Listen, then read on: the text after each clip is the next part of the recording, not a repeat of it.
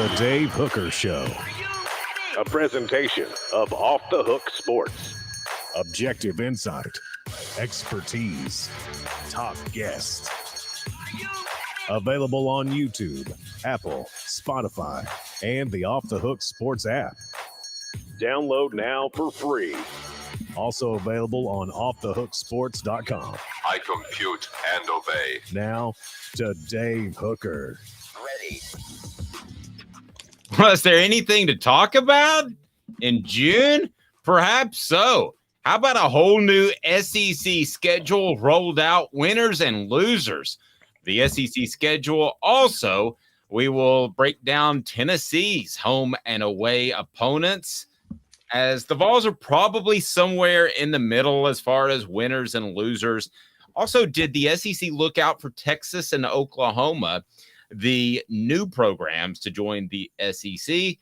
And did they spite Alabama? Because Alabama, I believe, was the fly in the ointment back in SEC spring meetings. And I'll tell you what, do they look out for Georgia? Does the SEC look out for Georgia? Because that is now the premier, no question about it, program in the SEC. So we've got a lot to get to. And Mark Thomas will join us from ZenSports. We're so excited to be associated with ZenSports, and it's a whole new way of gambling. Go ahead and download the app now. ZenSports is the new sportsbook in Tennessee, revolutionizing the way that you earn sports betting rewards with ZenSports.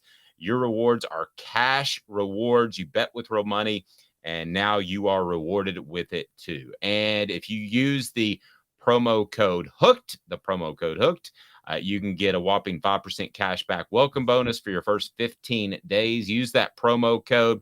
Keep betting, keep earning. Every month after that, you get up to 3% cash back rewards on your betting volume. It's all new. It's all awesome. Again, ZenSports, download the app. You will absolutely love it. Betting just got better. Call 1-800-889-9789 for any gambling problems. Terms and conditions apply. Must be 21 and up, and Tennessee to bet. So if I were asking you, because we will have peer-to-peer gambling coming up later, thanks to ZenSports, to bet on Tennessee's 8 SEC opponents right now, Caleb Calhoun, where would you stand on Tennessee finishing? First, how are you, sir? I'm doing good. I am doing very good. How are you doing today, Dave? I'm well, off and running with a lot of news. So right now, home, Alabama, Florida, Kentucky, Mississippi State, away, Arkansas, Georgia, Oklahoma, Vanderbilt. Let me ask you, where would you put the over-under if we were placing an over-under on those 8 games? Your thoughts? I'd set the over-under at 6.5. 6.5. That's my move. Yes, 6.5. And I think Tennessee fans should be thrilled with the schedule. I mean, absolutely thrilled. So let's think about what was going to happen here. You were going to have to play Texas or Oklahoma. Every team was going to have to play Texas or Oklahoma. So playing Oklahoma on the road is not a big deal. You actually had a non-conference opponent. You had a non-conference game with Oklahoma scheduled originally that was canceled because they joined the SEC. So really nothing changes there. And you get all 5 of your rivals that you care about.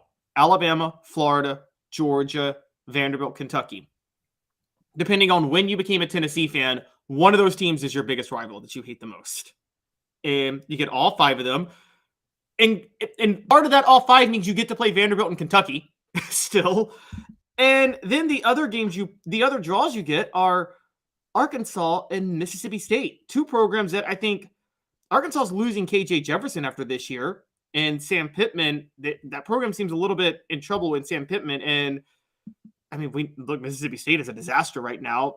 Obviously, a very tragic situation that happened there, but they're not going to be a good program in 2024. So you couldn't really ask for a better draw if you're Tennessee than this.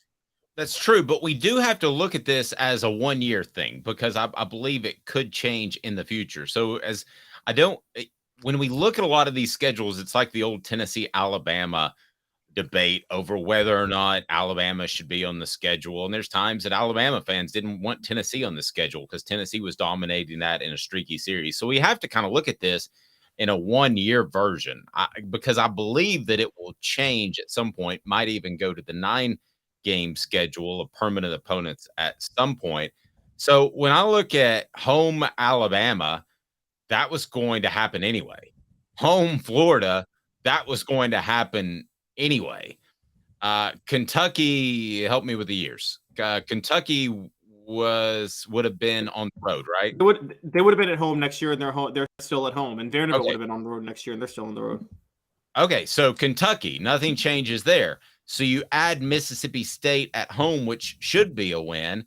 Away, you go to Arkansas, which is a tougher place to play than a lot of people think. But still, Tennessee should be able to win that game. You go to Georgia, which you would have done anyway, and you go to Oklahoma. So Tennessee is able to draw Oklahoma out of the Texas-Oklahoma bid because every team was going to play either Texas-Oklahoma.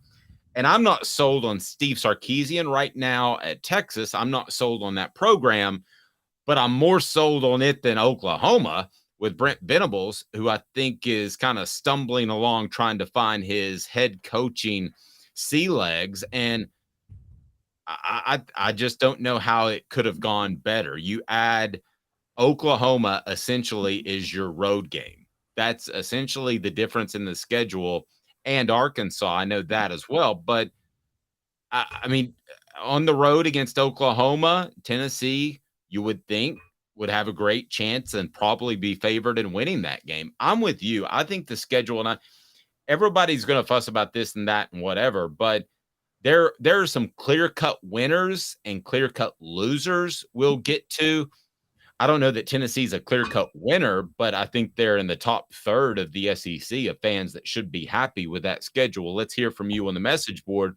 What do you think of the schedule? But Caleb, I think they're right up there. Travis says, I'm just happy Georgia is going to play legit 5 games. It's possible for Alabama and or Georgia to have 3 or 4 losses. Florida has a tough schedule, according to the message board.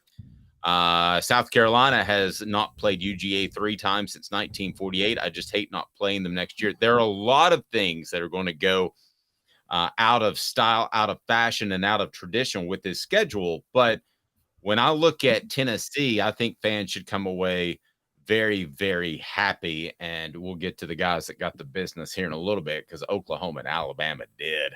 So, yeah, I think Tennessee's in good shape. And your thoughts overall on the schedule? Yeah, no, I think Tennessee's in great shape. I am with SC Scout Guy. That South Carolina, Georgia's a rivalry that predates South Carolina joining the SEC. Yes, Georgia kind of owns that, but that's like, it's the low country rivalry. You know, for those who don't know the South, low country South is a little bit different from Delta South, which is a little bit different from Appalachia South, which is a little bit different from Florida South. And I don't know, Georgia, South Carolina, that's like, I like to call that the low country champion. And so for them to get rid of that kind of was a gut punch. Yeah, and I don't think, I think some people got hosed, and we're going to talk about that, but I definitely don't think Tennessee did. And listen, here's the simple fact. The schedule is going to look tougher on June the 15th than it did on June the 13th because you're adding a Texas and Oklahoma. In and of itself, those are storied programs. They might be up or might be down at this current time, but you're adding significant programs. So you shouldn't have woken up this morning and thought to yourself, hey, this is going to be as easy of a schedule as you had in June, the early part of June. It's going to be more difficult. Yeah, exactly. And well, yes, it's theoretically supposed to be more difficult, but it's still 8 conference games and it's still spread out a little bit. So, I mean, I still challenge if it is more difficult. I mean, you and I both have major questions about Oklahoma and Brent Venables. So the fact that Tennessee gets to play Oklahoma next year, Dave, I got a question. Are we sure that Oklahoma is a harder draw than South Carolina next year? I think, not long term, just next year. Just next year, I think they're pretty equal. And listen, this is the Dave that said that Shane Beamer was going to be on the hot seat early November. Okay, so that's how far I've come on South Carolina.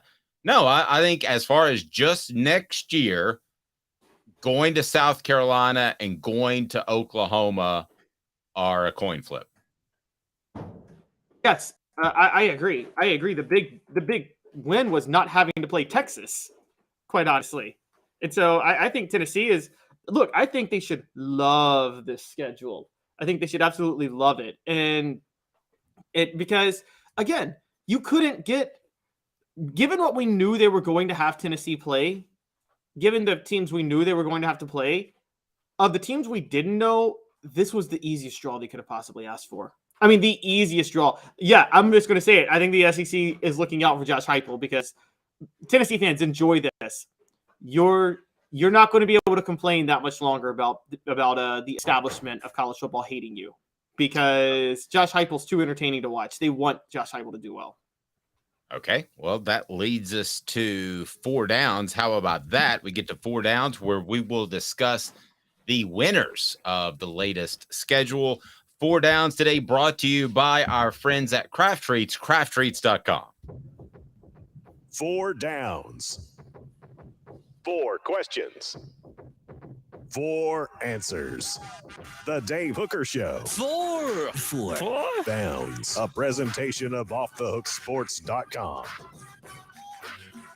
right, so 4 downs. Let's take a look at what I believe are the 4 winners of the SEC schedule that was announced last night. So I want to go ahead and start with Tennessee because you led us in that direction. So Cooper Mays, Tennessee Center, and a part of Off the Hook Sports. Let's go ahead and get it rolling with first down. Coop here, first down. Did the SEC look out for Tennessee? Because if Tennessee's better as a football program, the SEC and college football is better. Do you think they looked out for Tennessee, or is this just how it felt? That's first down. I think they looked out for Tennessee. I think they looked out for Tennessee because Josh Heupel hasn't rubbed anybody the wrong way. So he hasn't rubbed any SEC officials the wrong way. The college football world needs Tennessee to be good. And most importantly, Tennessee's fun to watch. I mean, being fun to watch matters. Okay, we used to talk about anybody watch the NBA Finals would agree with you. Exactly. There's a reason that Jokic gets snubbed a lot of times. He's the best player in the NBA by far. He ain't the most fun player to watch. No, he is not a highlight reel at all.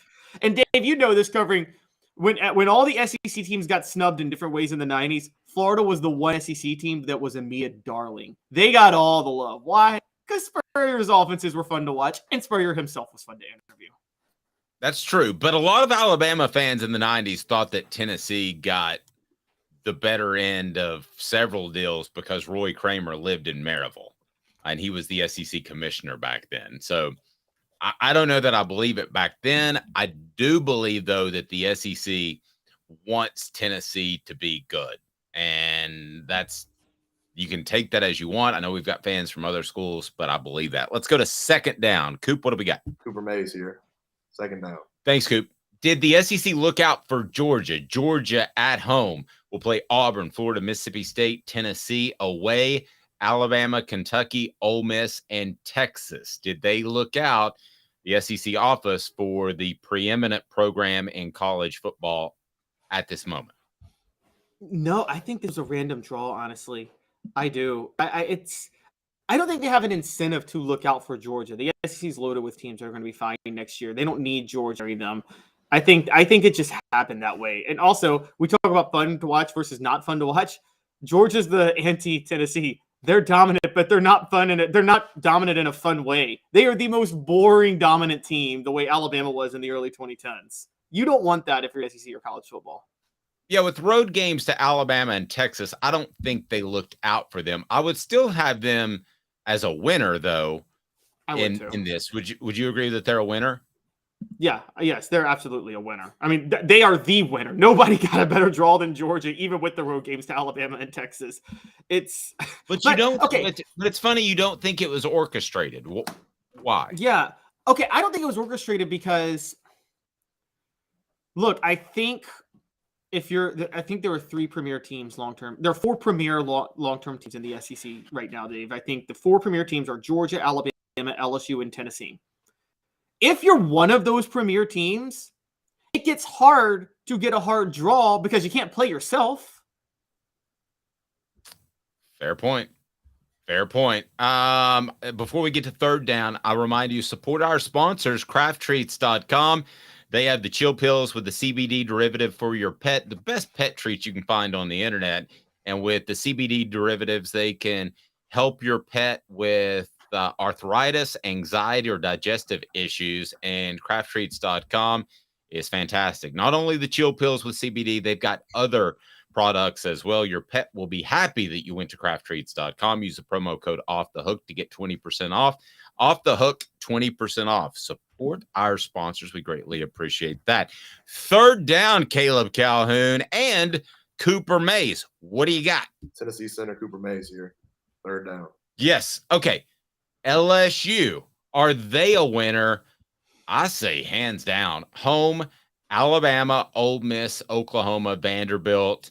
So they get Oklahoma at home. That's the big change in the schedule. Away, Arkansas, Florida, South Carolina, Texas A&M. I don't know if they're going to be a winner in 2025 and beyond, because Texas A&M could fire Jimbo Fisher, and A&M could end up being really good because of the money and the talent level in that state.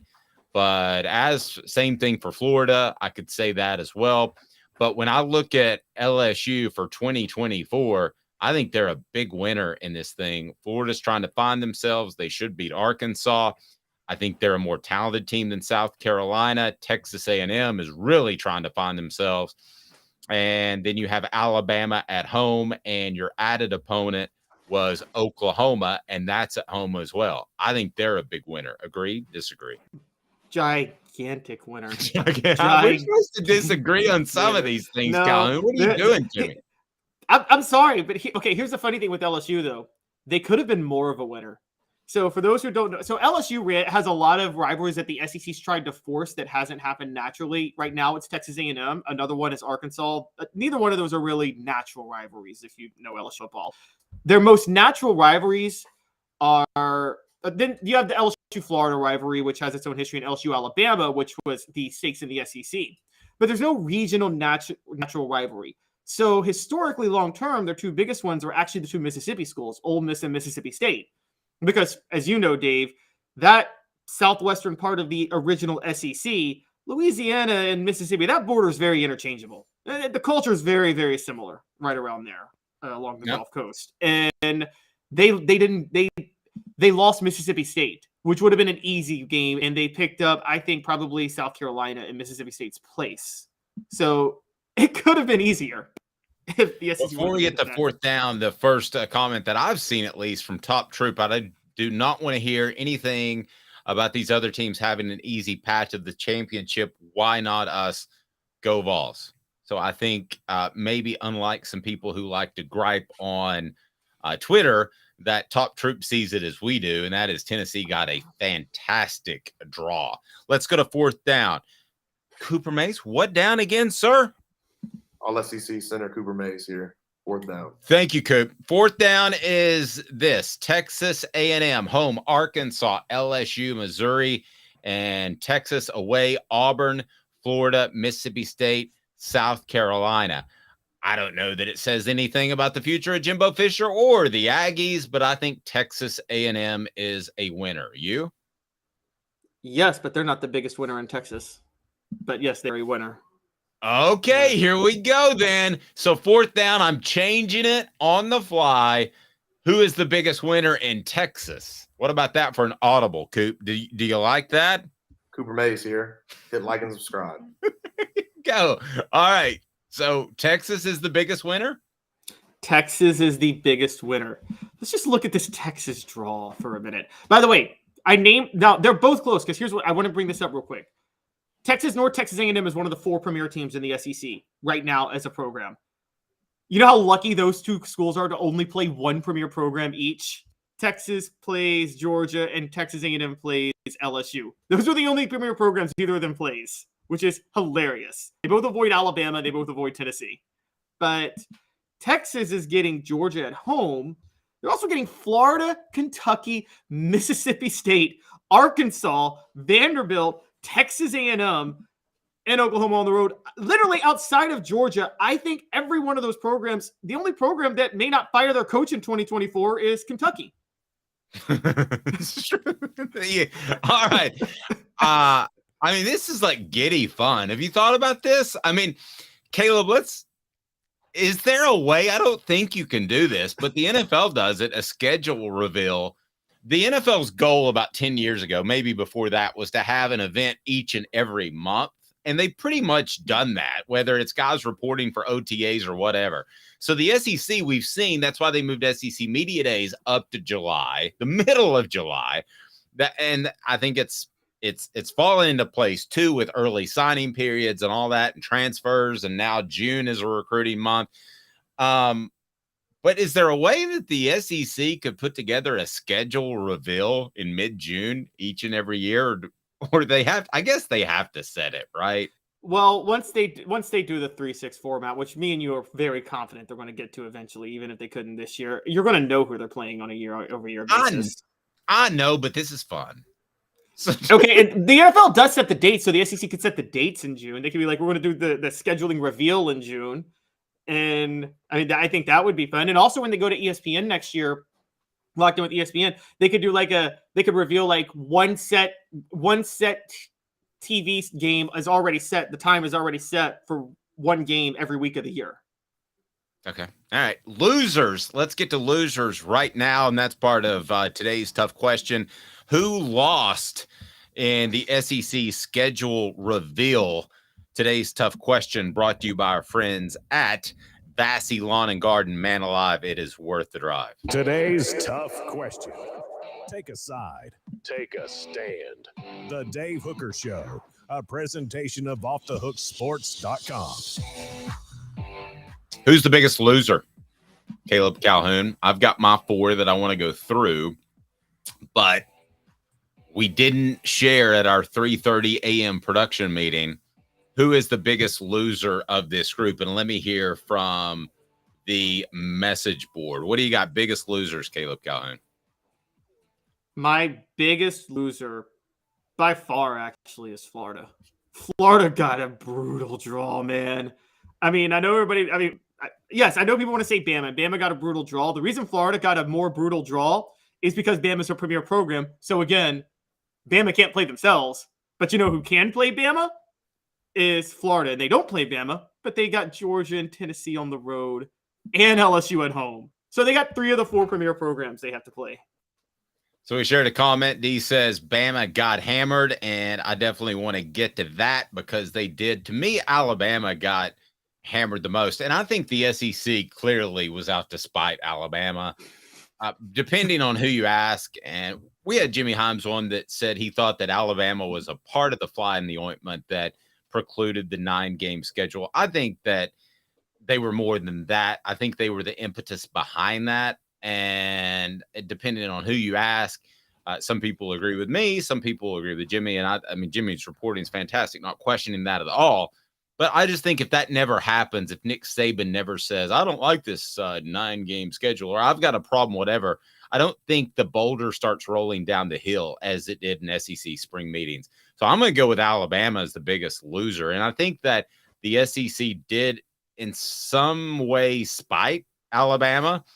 So you've got home Auburn, Georgia, Missouri, South Carolina, away LSU, Oklahoma, Tennessee, Vanderbilt. So essentially, Alabama plays the 3 teams in Tennessee, LSU, and Georgia that it did not want to play with the 9-game schedule. That's not an accident. That's not an accident, Caleb. No, not. Plus, they have to play Auburn, of course, regularly. And the one thing I'll say is they did get the better draw of the Texas-Oklahoma crowd because they got to play Oklahoma, and I think Texas is tougher. And Vanderbilt is still on that schedule, as is Missouri. But yeah, no, this was a group. Now, the more I think about it, I bring up the premier teams. You know how hard it is to play 3 premier teams when you're one of the premier teams? That means you played all the other three. That's right. That's right. And, Auburn's going to be better, and they get up for that game. But and that'll be usually go ahead. That'll be Hugh Freeze's second year. Look, I do not like Hugh Freeze. I think very, very, very, very lowly of him. But he's going to do a good job there. In 2024, they're going to be good. Yeah, and Alabama usually handles Auburn at home, but you're right. Hugh Freeze the second year, so we were thinking along the same lines. Usually that's a closer game. When Alabama's really good and Auburn's not so good, it's usually a close game on the Plains, but it's not a close game in Tuscaloosa. I don't think that matters because it's Hugh Freeze's second year, so I'm with you. I would still have Florida as my as one of my biggest losers. You mentioned that home: Kentucky, LSU, Ole Miss, Texas A&M, away Georgia, Mississippi State, Tennessee, and Texas. I'm just looking at that. Those 8 teams, they will be underdogs in one. They'll be underdogs: Georgia, Tennessee, Texas, LSU at home. Possibly, depending on whatever transfers Lane Kiffin brings in that year, Ole Miss at home. They will definitely, though, be underdogs of 4 of those 8 games. Oh, easily. I don't know whether or not to set the over-under at 4.5 or 3.5 for Florida next year for SEC wins. And, 4.5 in 2024. 4.5, I think you easily bet the under, but 3.5, I'll set it at 3.5 because 4.5, I think you bet under. 3.5, I'm not so sure you bet the over. Honestly. All right. South Carolina to me is another loser in the draw.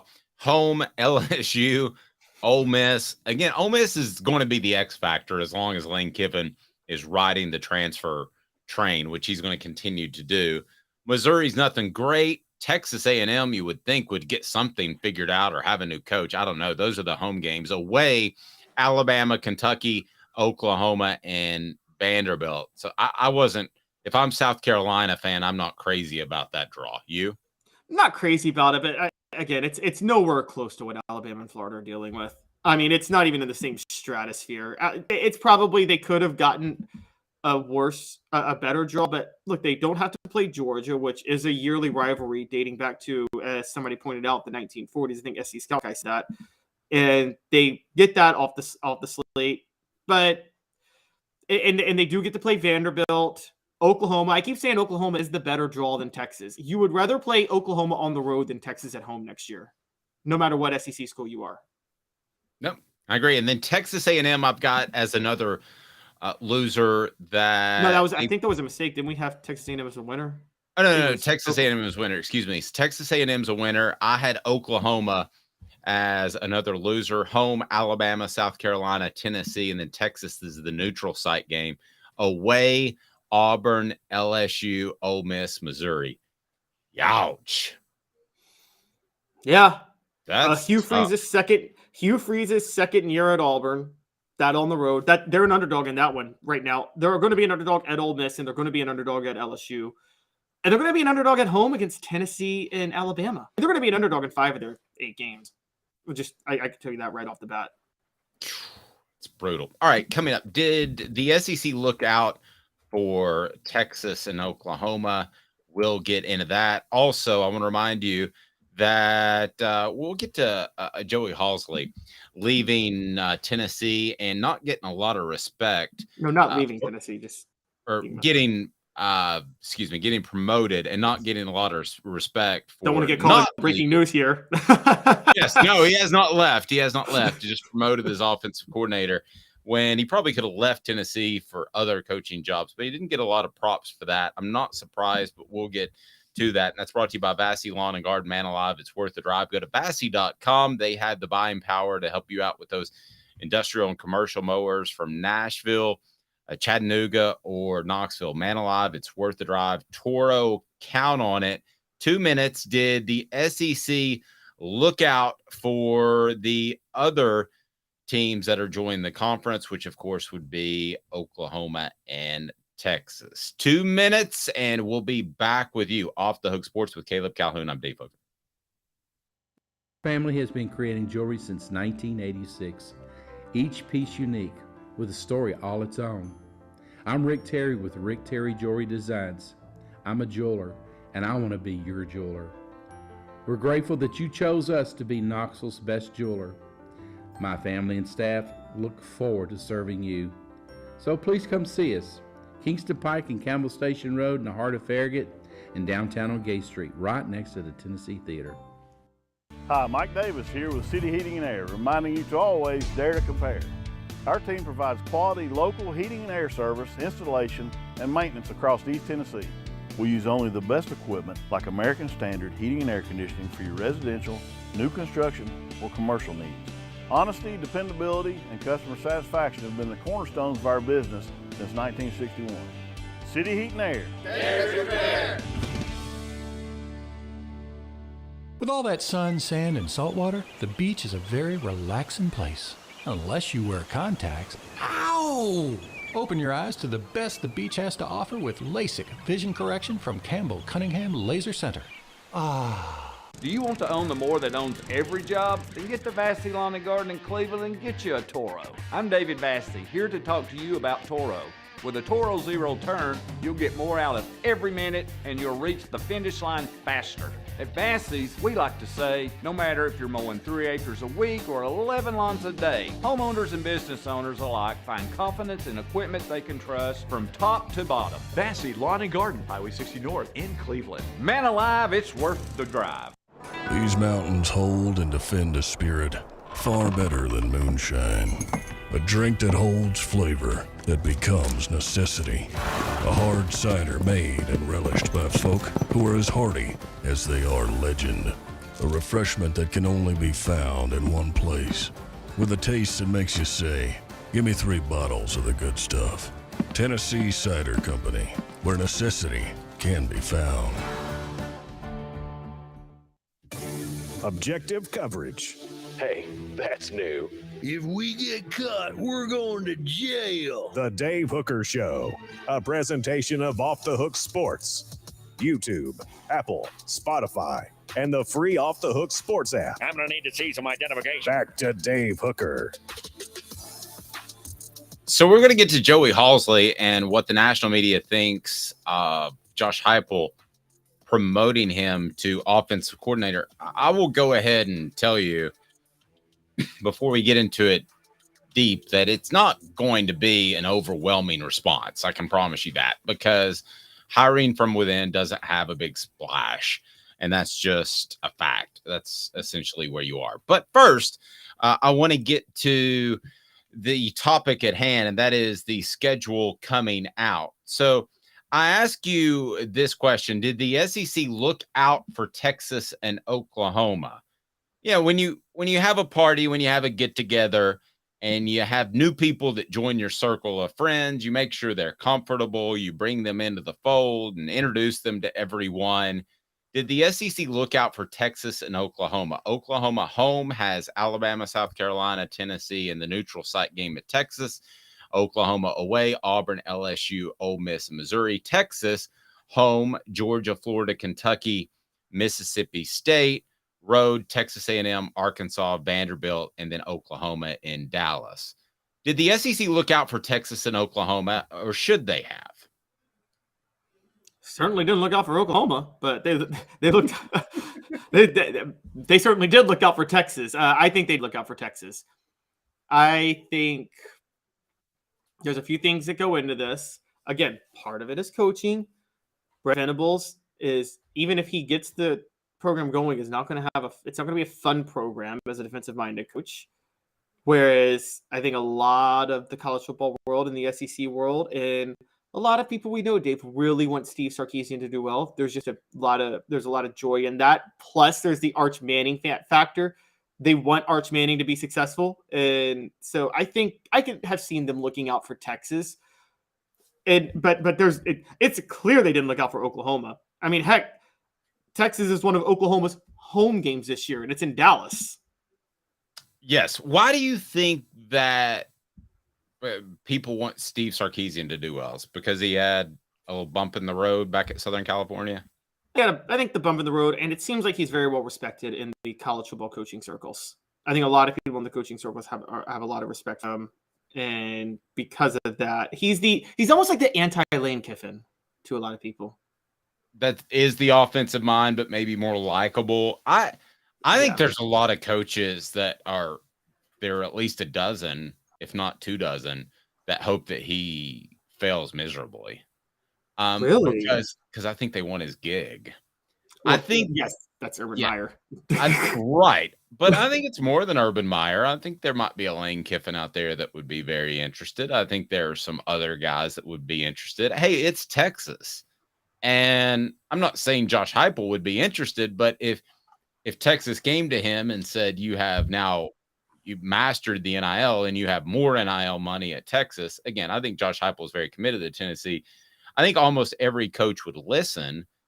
Nick Saban, during his great run at Alabama, listened, and they offered him $100 million for 10 years, way before Jimbo Fisher got that deal.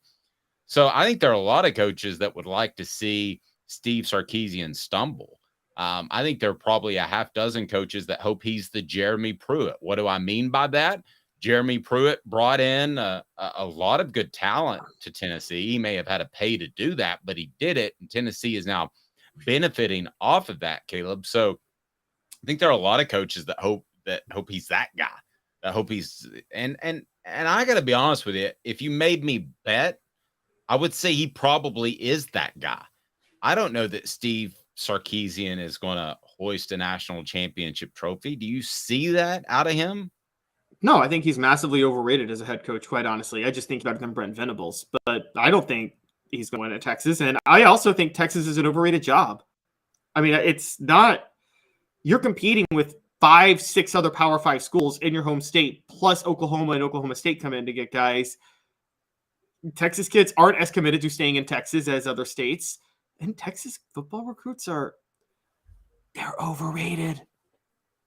They do tend to be overrated, and they don't. And really, the ones that Texas wants, or Texas A&M, they tend to do a really good job. The guys that go elsewhere, Tennessee has a long history. I could spend an hour talking about prospects out of Texas that didn't do well at Tennessee for whatever reason, a multitude of reasons, from drugs to competition to whatever.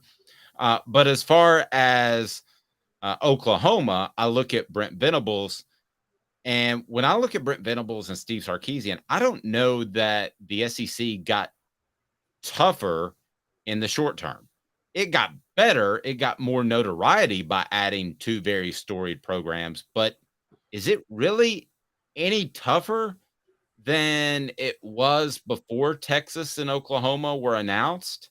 As of 2024, 2025, 2026, the 3 years that they'll be in the conference, is it that much tougher, really?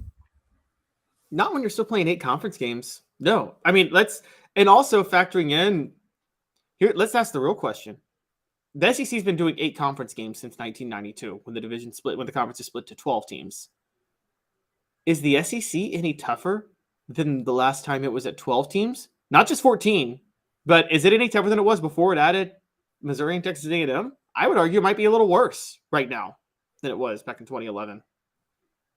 Yeah, that's fair. I mean, you love the notoriety. If you're the SEC, you love the fact that you brought in 2 programs that combined have more panache than UCLA and Southern California, which the Big Ten brought up.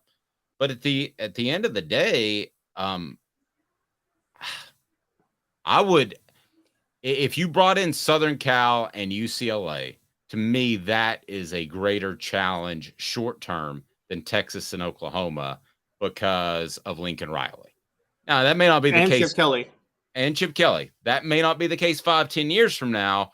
But right now, I think they're a tougher matchup, those 2 programs, than Texas and Oklahoma. I do too. The only caveat I would say with this, and this is going to be tested, Big Ten fans have said for years, and we've never really tested it, but they have said for years, and I'm sure you've heard it when we talk about the SEC speed, they say it's a totally different game in the upper Midwest. You guys don't understand. Speed doesn't translate to the cold, so the Big Ten schools can't play the same speed type of game. We're going to find that out very quickly with USC playing at Michigan or playing at Ohio State or playing at these Midwestern schools. If what the Big Ten has said for so long is true, that speed slows down in the cold. Yep. Absolutely. I agree with that. It's time for today's tough question. We're going to go a little bit off script, but I want to throw this at you and get your thoughts. Today's tough question is right now, and it's brought to you by Andy Mason, AndyMasonRealEstate.com. Today's tough question. Take a side. Take a stand. The Dave Hooker Show, a presentation of OffTheHookSports.com. All right, your thoughts on the message board. When we are sitting down having this discussion 10 years from now, who will be the bigger rival? Will it be Oklahoma or will it be Texas? I ask you. I'm not going to say they're rivals because they already have. Tennessee has more rivals than any school I know. They've got Alabama, Vanderbilt, Georgia. Kentucky thinks they're a rival. I mean, they have a ton of, quote, rivals. But when I look at this edition, I think Oklahoma, because of the Heupel tie, might, and the fact that they played a couple times and you've done the checkerboard stuff kind of like Oklahoma, I think that Oklahoma actually will be the bigger rival over the UT schools, which I know is a big deal to a lot of people. I think the Oklahoma thing has a lot of excitement to it, maybe more so than Texas right now. Am I off base on that? Yeah, it has more excitement now. So over the next 10 years, assuming Oklahoma gets its act together, which they may or may not do, Oklahoma is going to be the bigger rival. But over the course of 50 years, I mean, rivalries, great rivalries are like 50, 60, 70 years old. I don't know if Oklahoma can outdo Texas. Think about it this way. I came up in the 90s. I barely remembered Alabama being the rival. I remember Florida. I remember Florida being Tennessee's biggest rival. And I mean, I remember being a kid thinking like, this is how it's going to be forever. Tennessee, Florida is it. And now Tennessee, Florida, I mean, we're not going to be that shocked when Florida comes off the schedule on a regular basis in 2 years. And so because what we realized is that rivalry was nothing but a result of the situations in college football in the 90s with a former Tennessee guy coaching Florida, dominating, taking shots at Tennessee, and Peyton Manning at Tennessee. So those factors made it a rivalry, but it's not a rivalry. That what we're talking about with Oklahoma is it's dependent on one thing, Josh Heupel staying at Tennessee or not going to Oklahoma. Well, and the other thing with these rivalries or series that is exciting, and I don't know that they'll become rivals, but you have a guy named Arch Manning at Texas. And don't think that if he's the starter in 2024, that's going to be brought up each and every time that Tennessee and Texas play into the future. So I mean, that is exciting to me. I assume at some point they would play and that he would be the starter. And you have the Heupel thing at Oklahoma. You have some great storylines. I don't know if they'll become rivals, but short term, you got great storylines. Yeah, amazing storyline short term. And that's another one. That's something that you're right might actually make UT or Texas the bigger rivalry short term than even Oklahoma is because Arch Manning. Tennessee got lucky in the early 2000s. They never had to play Eli Manning when Eli was at Ole Miss. And had they had to, they would have had to see Peyton Manning show up in rooting for Ole Miss, which would have been a really big gut punch to them. The way it was to Ole Miss fans when Arch and Olivia had to show up in Memphis in 1996 and root for Tennessee against Ole Miss when Peyton Manning was at Tennessee. That's pretty good. And do we know what's happening after 2024? We really have no idea. Tennessee could be at Texas or Tennessee could be hosting Texas, right? In 2025? Yeah, we have no idea. We don't even know what type of we don't know if the SEC is going to we don't know if this is going to be where the SEC stays at. Look, there's still a lot of talk. I don't know if you guys know about there's a lot. If you listen to Florida State Twitter and if you listen to Florida State media, they're convinced they're going to be in the SEC in 2 years. They are thoroughly convinced that it's happening. Interesting. So do either of these become rivals do either of these surpass Florida, Alabama, for the older people out there, 70 plus, Vanderbilt as rivals? I mean, if Tennessee doesn't play Florida every year, which is a possibility. Oh yeah, that rivalry's over. Tennessee's not going to play Florida every year. That's done. It's so unfortunate. Yeah. So do they supplant Florida? Do either of these supplant Florida as a rival? Do they even supplant Kentucky as a pseudo rival?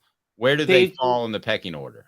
They one of them could become on a tier with Florida as a pseudo rival, we would say. Tennessee's two yearly rivals that are going to be most important to keep are Vanderbilt and Alabama. That's the ones that the SEC has to keep. They're keeping those two. If they pick a third, it's either going to be Kentucky or South Carolina. It'll be one of those two.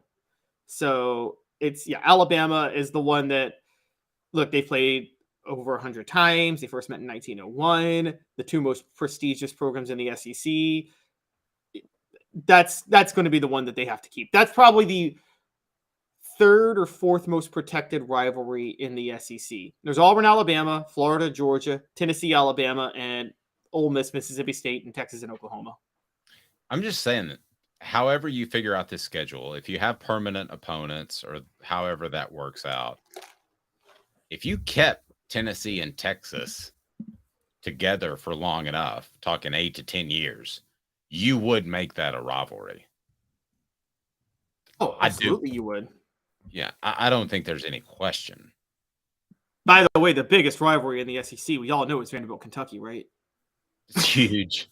There's no stopping Vanderbilt, Kentucky.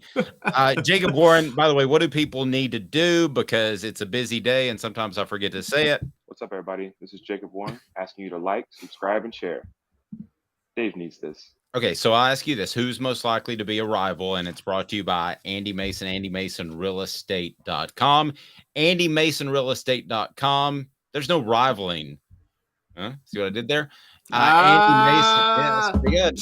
When it comes to real estate in East Tennessee, best prices, best service, go to AndyMasonRealEstate.com. You'll absolutely love Andy and what he can do for your family, save you thousands or tens of thousands of dollars on your real estate needs. AndyMasonRealEstate.com. So out of the two, short-term, long-term, who's most likely to become a rival, Texas or Oklahoma to Tennessee?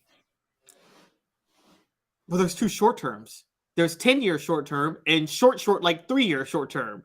I'm going 5 and 25. Those are my parameters for you.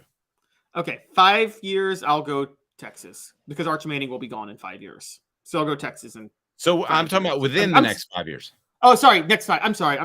5 years, I'll go Oklahoma because Arch Manning will be gone within the next 5 years.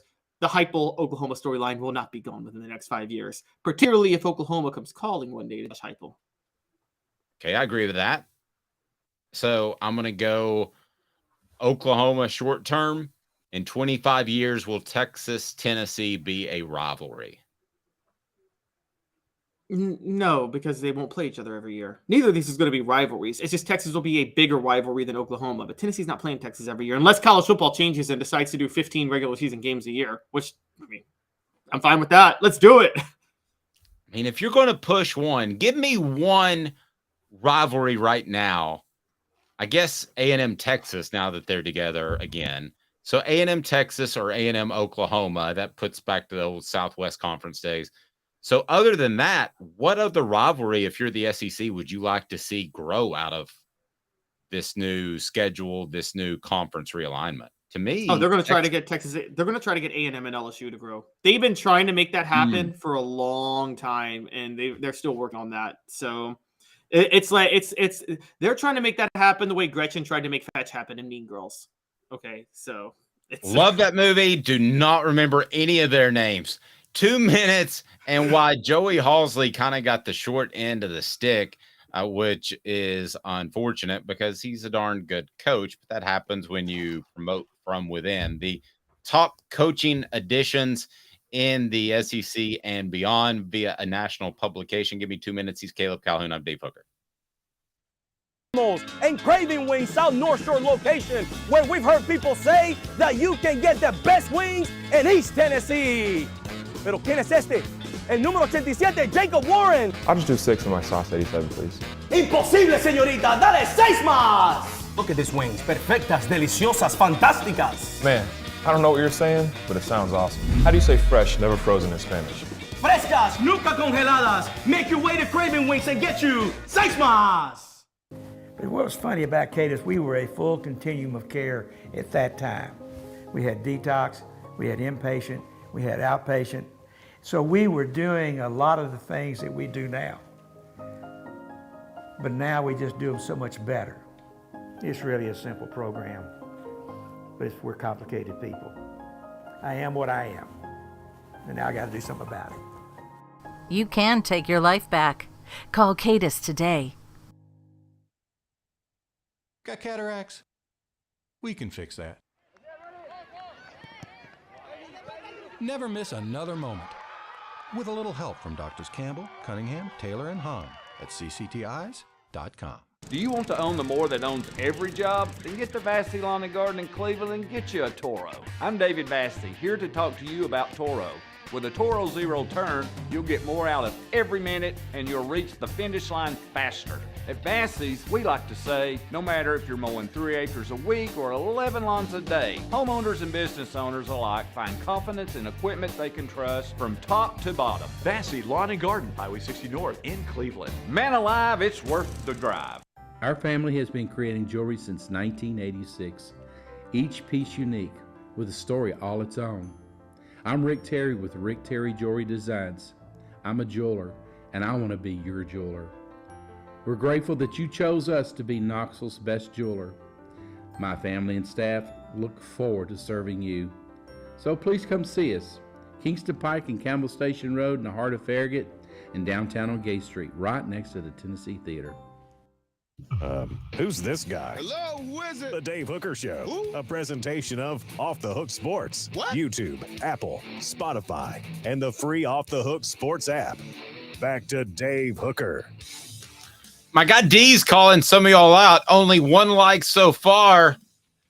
What gives? This is really good content. D, it's on me. I forget to say it. Hit the like button, the thumbs up button right now so we can bring more people in. I would greatly appreciate that. And why Joey Halzle kind of got snubbed a little bit. This upcoming segment brought to you by ZenSports. Go to ZenSports and download their app. And ZenSports, we're so happy to be partnered with them. They're the new sports book in Tennessee, revolutionizing the way that you earn sports betting rewards. They've got cash rewards. You bet with real money, and now you are rewarded with it too. You can get a 5% cashback welcome bonus for your first 15 days when you sign up with the code HOOKED. Use HOOKED. Don't forget that. Keep betting and keep earning every month after that 3% cashback rewards on your betting volume. The cash is back with ZenSports. Gambling problem? Call 1-800-889-9789. Terms and conditions apply. Must be 21 and over and in Tennessee to bet. So Joey Halzle gets promoted from within. I think it's a good sign for Tennessee's football program that they want to bring people up in the coaching staff. However, it doesn't get you a lot of love nationally. And there was an article recently about coaching additions and moves throughout the SEC and beyond. And Caleb, Joey Halzle didn't get much love. Your thoughts? Yes, so this was naming the 23 biggest impact hires in coaching by 247 Sports, just in general, 23 biggest impact hires. And it could be head coaches and assistants. Joey Halzle was left off. I think he was left off because a lot of people believe this is Josh Heupel's offense. So their thought process is things aren't going to change much with Joey Halzle in there. So it's not an impact, good or bad. So a few names he had on here from the SEC, just to give you guys a little bit of context. Liam Cohen at Kentucky. I'd have to argue that is a bigger hire. I mean, Mark Stoops is a defensive guy. Kentucky had a big drop-off last year without Liam Cohen. So I'd have to argue that is a bigger deal than Joey Halzle. And a few others, you look at, funny enough, Alex Golesh to become USF head coach is on here. But Bobby Petrino to Texas A&M, again, that's a bigger assistant hire. That's a bigger impact assistant hire than Joey Halzle. Not for the better, but it is going to have a bigger impact in general. And then Tommy Rees to Alabama. Look, half the reason I don't believe in Alabama long term is because I don't think Tommy Rees was the best hire possible as far as an assistant goes. And not even on here, but I think Mike Bobo to Georgia and Dan Enos to South Carolina are bigger impact hires, but in the negative way. So I think that what they see with Halzle is there's no really change in direction one way or the other with the hire of Joey Halzle. So give me the rest of the ones. Your thoughts of the guys that stand out to you in terms of good hires, not so great hires across the ones that are ahead. Yes. Okay, so sticking with the SEC, Liam Cohen, Kentucky, good hire. I think that's a good hire. They needed him back. He struggled a lot last year without him, even though Mel Kiper thought Will Levis was like a Heisman contender last year without. But that's beside the point. I think that's a good hire. But I'm sorry, Dan Enos was to Arkansas. Excuse me. Dan Enos to Arkansas, not a good hire. I think that's a bad hire. I think you're going to see Sam Pittman start to struggle even more with that hire. Mike Bobo to Georgia, it's a bad hire. I'm not even going to say not a good hire. That's a bad hire. From Todd Monken to Mike Bobo, massive drop off.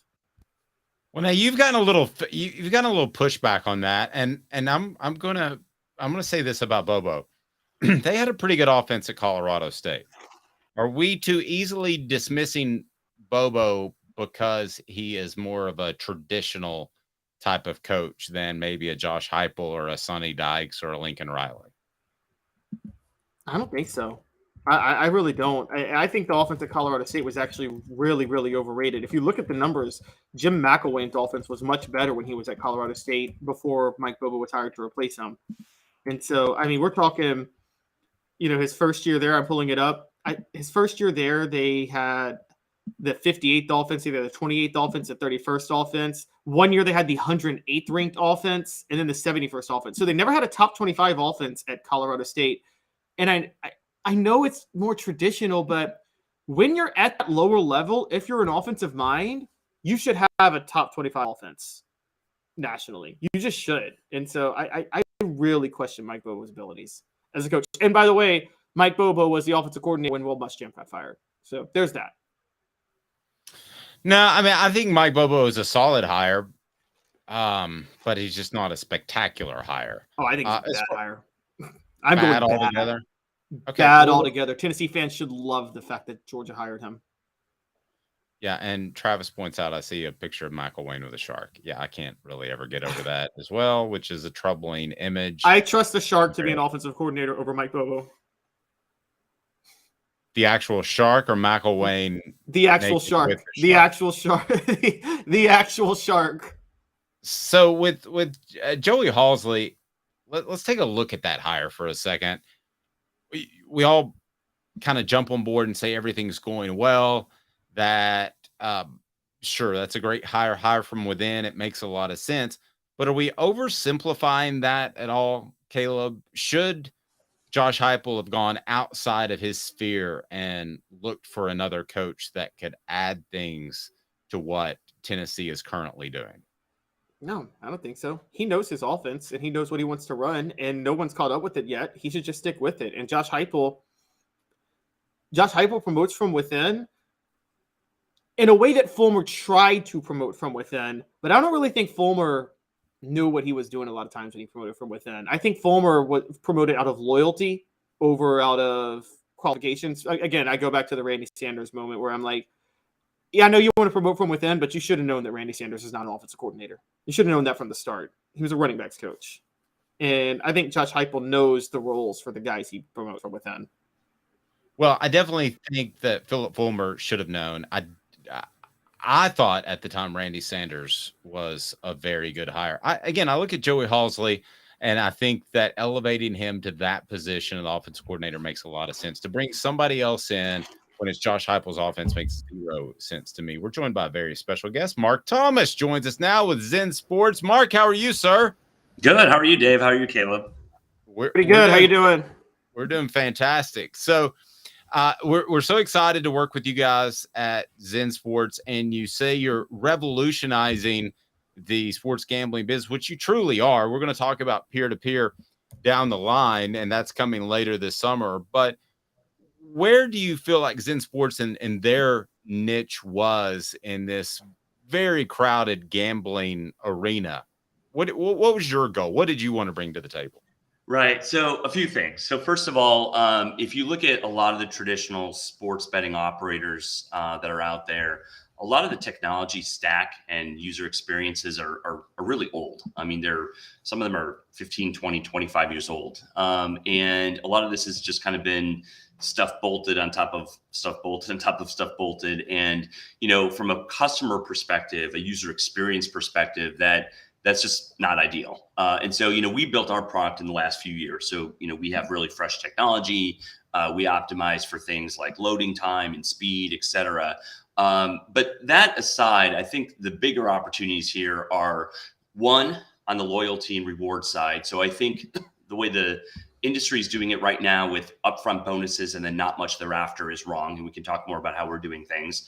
I think secondly, just the level of customer support and the frustrations that you see, for example, on Twitter or social media with customers not being able to get a hold of somebody for 2, 3, 4, 5 days, a support ticket that goes into some big black hole and never hear from them again. I think the whole shift in mindset for support in this industry needs to completely do a 180. And then lastly, while again, it's not ready or not been approved yet, technology-wise, it's ready. I think on the peer-to-peer and social side of things, I think there's a huge opportunity to fill in gaps where maybe traditional bookmakers may not either have appetite for providing certain bet types, may not, from a risk standpoint, be able to provide certain bet types. And then just from a social perspective, might not be as much fun as betting with friends or colleagues, or being able to create your own bets with your own odds and terms. So I think when you package all of those things together, better new refresher tech, loyalty rewards, customer support, and social / peer-to-peer types of betting. I think when you look at all those combined, I think that is the future, and that's what we're really trying to do. Mark Thomas of ZenSports. And Mark, also, you guys really focused on Tennessee. When I first started talking to you guys, I thought, this is nationwide, but you're focused on the state of Tennessee. Why? Well, so first of all, we are a smaller company. We are a startup, if you will. We're about 20 people. So we definitely are going up against some big Goliath type of operators and competitors that are, for the most part, worth many billions of dollars. So I think it's really important when you're early on to have laser focus. And if you look at, for example, companies like Uber or Airbnb, how they got started, they focused really on one market and just really making that happen and doing truly amazing in that one spot. And then there's certainly obviously opportunities for expansion after that. So instead of spreading ourselves too thin and trying to go and do too much at one time, Tennessee is a top 10 sports betting market, in handle and revenue. It's been doing great ever since it launched a couple of years ago. Really go knock that out of the park. And then we can certainly look at expanding to other markets, but we really want to go into one market, focus on that. And Tennessee they're truly amazing from a technology perspective. They're very forward thinking. They want to work with startups like us. The Sports Wagering Advisory Council is very friendly and easy to work with. And as mentioned before, top 10 in revenue and handle. So you package that all up together, it really was the first state for us to go into. Nice. Mark, do you think one of the reasons for that, how much interest do you notice in gambling in college football compared to other sports? It seems like there's, at least for me, even covering sports, there's just seemed to be such a bigger interest in college football. And I want to know why that is, you think. Yeah, I think that's certainly part of it, but there's still other states, like in the SEC, like, with like Mississippi or whatnot, where sports betting handle still is not as big as it is in Tennessee. I think that might be a little part of it. I also just think in Tennessee, it seems like, every time I've been there, and I've been there several times in the last few months since I've been traveling, everyone there just seems to have a very open mind to, this type of entertainment. Whereas you go, like, for example, I lived in California for 20 years and they shot down both propositions and with really low voting turnout. And you would think, California, very, very liberal, very open and stuff. But actually, when you dig into the weeds, people there, no, they like the way that things are. So I think it's also a bit of a cultural thing and mindset, if you will. But certainly the types of betting certainly have something to do with it. But I think overall, folks in Tennessee, citizens, residents there are very just interested in this type of entertainment. And I think they also understand that it is entertainment. They look at it as such. And so I think that's a big part of it as well, too. Mark, great stuff. And then the continued cash back rewards, you referenced that earlier. How will ZenSports be different than other apps and gambling platforms? Yeah, so we do a few different things. So first off, I'll talk about a referral bonus program. So you can actually take a referral code that you get assigned to yourself when you sign up for a ZenSports account. It's a 6-digit code that doesn't change, stays the same. You share that out with friends, family, your social media networks. Anyone that signs up with your referral code, you get a percentage of their betting handle, 3% for the first 6 months. And they get a unlimited welcome bonus of 5% of their betting handle for the first 15 days. So both sides are incentivized to both share out their referral codes as well as redeem their referral codes. So it's a really great way to like spread the word about ZenSports and actually receive something real for your advocacy. The second thing is, as I mentioned, the welcome bonus. So we do things a little differently. We bonus you based on your handle instead of just like, deposit $100 or deposit $500 and get $500. With us, you can actually earn way, way more than that if you actually play during your first 15 days.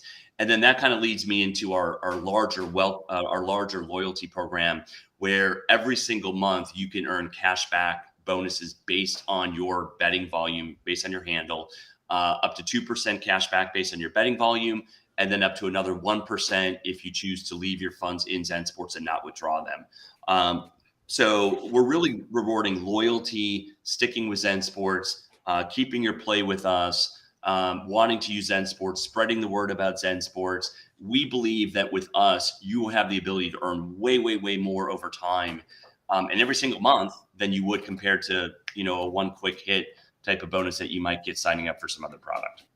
Nice. And people can use the promo code Hooked, as part of Off the Hook Sports. And if they use that promo code, then what do they receive, Mark? If you can just kind of lay that out for everybody. So in the first 15 days, they get 5% of their betting volume back, unlimited. So if they don't use the promo code, then it's capped at $250 in terms of the bonus. So, we have some people that come in and they'll bet, $300, $400, $500 a day, over the course of, 15 days, that can really add up. And getting 5% of that back is, a nice win for them on that. And it's uncapped if they use your referral code. So they get an uncapped welcome bonus essentially if they use your referral code versus not using it. Use the promo code Hooked. Anything else you want to add, Mark? No, I think that's it. Super excited to be on the show today. Really appreciate you having me. Excited to be in Tennessee. Excited for our growth there. And looking forward to the next several months as we ramp up. Mark, thanks, buddy. You get to East Tennessee at some point. I think you were in Nashville recently. You get to East Tennessee, I'll show you around, take you to the best. I'll take you to the place you can get the best ribs that you've ever eaten. How about that? Sounds amazing. I would love that. Love good brisket, ribs, any of that. I'm down for that anytime. Mark, thank you, sir. Thank you. Have a great day. Have a good one, Mark Thomas is ZenSports. That was great stuff. He's Caleb Calhoun. I'm Dave Hooker. This has been a presentation